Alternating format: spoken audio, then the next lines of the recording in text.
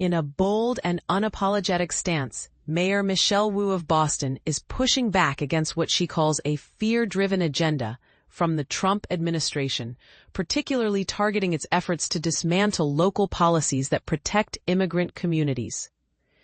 But here's where it gets controversial. Wu's defiance isn't just about policy, it's a moral stand that challenges the very core of federal overreach and the politicization of immigration enforcement. Stop using our cities as scapegoats for your administration's failures, Wu declared to a roaring crowd of supporters on City Hall Plaza, her words echoing the frustration of many. Boston follows the law, and we will not compromise our values or the safety of our residents.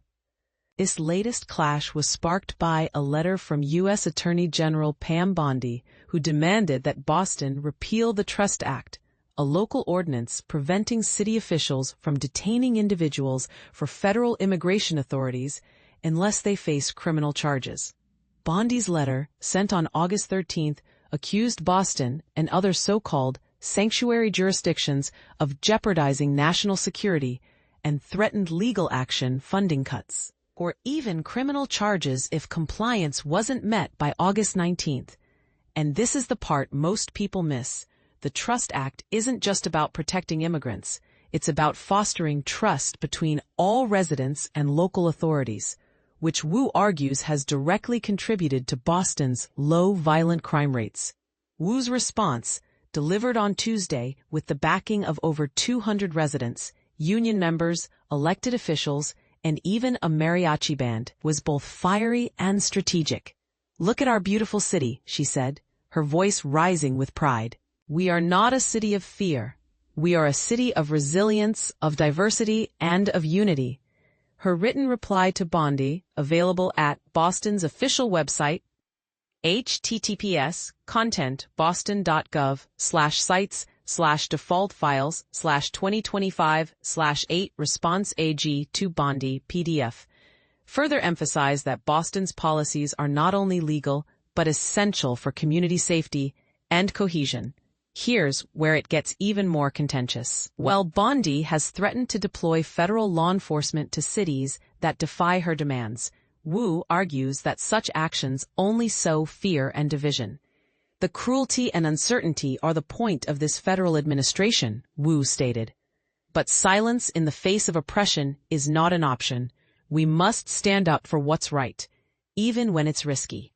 This stance has earned Wu both local admiration and national attention, particularly as she runs for re-election. Her campaign quickly capitalized on the moment, sending out fundraising emails that framed her as a fearless defender of Boston's values against Trump's cruel and dangerous mass deportation policies. The debate doesn't stop with Wu. U.S. Senator Edward J. Markey and City Council President Ruth C. Louis-Jean, the first Haitian American to serve in that role, both spoke passionately in support of Wu's stance. Boston will not bow down to Trump's dream of absolute power, Markey declared. Louis-Jean added, "Our immigrant communities are the backbone of our city. They work, they contribute, and they make Boston safer every single day." But here's the question that divides opinions. Is Wu's defiance a necessary stand for justice? Or is it a risky political move that could backfire? Critics argue that challenging federal authority could lead to financial penalties or legal battles, while supporters see it as a moral imperative. Marty Kane, a 56-year-old electrician and Wu supporter, dismissed Bondi's letter as optics and distraction, saying, "The law is the law, and Boston police aren't immigration enforcers. This idea that we're hiding people is just nonsense."